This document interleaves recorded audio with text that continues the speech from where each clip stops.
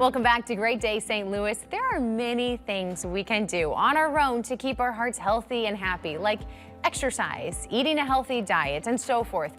But sometimes our heart requires special attention that only an expert can provide. Luckily, we have plenty of organizations here in St. Louis area who cater to heart health, and the American Heart Association of St. Louis is ensuring that they have the funds to continue making a difference in the lives of St. Louisans. So I want to please welcome Rochelle Bartnick with the American Heart Association of St. Louis to Great Day St. Louis. Thank you so much for coming in. And I just need to point out that she is wearing this gorgeous heart necklace. I know that was planned. You said you've been collecting heart jewelry. Really a testament to your mission. Yes, absolutely. Yeah, thank you so much for having me. Yeah, working for the American Heart Association, you do collect things like that.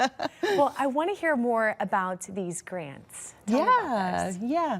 So the American Heart Association, in collaboration with foundations and corporate partners, offered a grant opportunity to the community that help to promote the mission of the organization, and that is to be a relentless force for a longer, healthier lives. And so we have community priorities around improving blood pressure, improving nutrition security, helping raise awareness about CPR and the importance of cardiac emergency preparedness in our communities.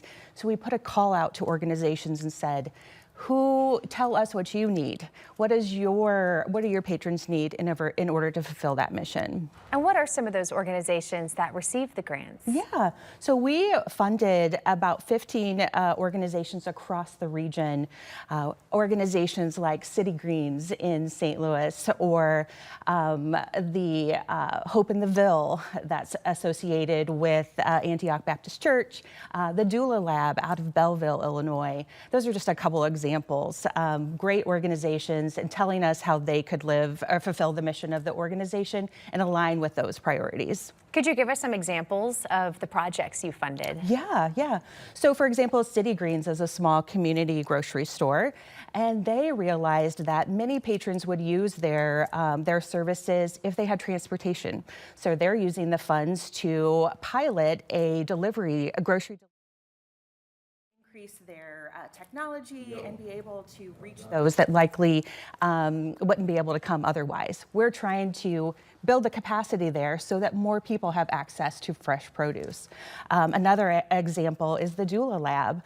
They work with pregnant women in support of their journey, and so they're helping them with knowing that blood pressure is an important measure that they need to look at in the health of themselves and their baby.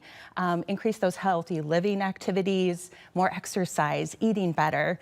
So really excited to be able to lift up that. And then on the CPR component, they have infant CPR kits. They're going to be able to help families know and build confidence in being able to act in the case of an emergency. So for someone watching, if they want to get involved, what's the best way they can go about that? Yeah, so the American Heart Association cannot fulfill our mission alone, and we really do want collaboration, and for our community to be able to say, we align with your mission and this is how we want to have an impact. And so we invite people to go to our website, heart.org/Missouri, to find out all the projects that we are working on here in the region, as well as ways to get involved. And CPR was one of the projects you mentioned that I hadn't even thought about, but it makes perfect sense that you would support that. Right, absolutely. We need more people to recognize how to act in the case of an emergency. And so we're working with organizations that are putting together comprehensive plans that include CPR education, as well as AED resources for their organization.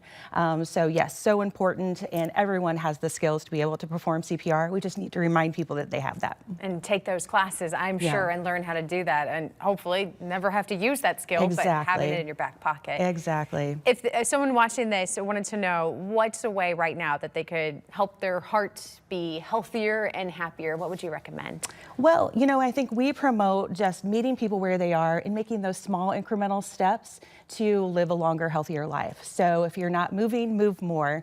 If you are, change one little thing in your diet, get those numbers checked. Go to your doctor, know your blood pressure, know if you're at risk for diabetes, and sleep better. I know I have to work on this myself, but though we call that Life's Essential 8, and really any small incremental step towards healthier life will prevent heart disease and stroke in the future. It's amazing how those small steps can really help somebody. Thank Absolutely. you so much for joining us.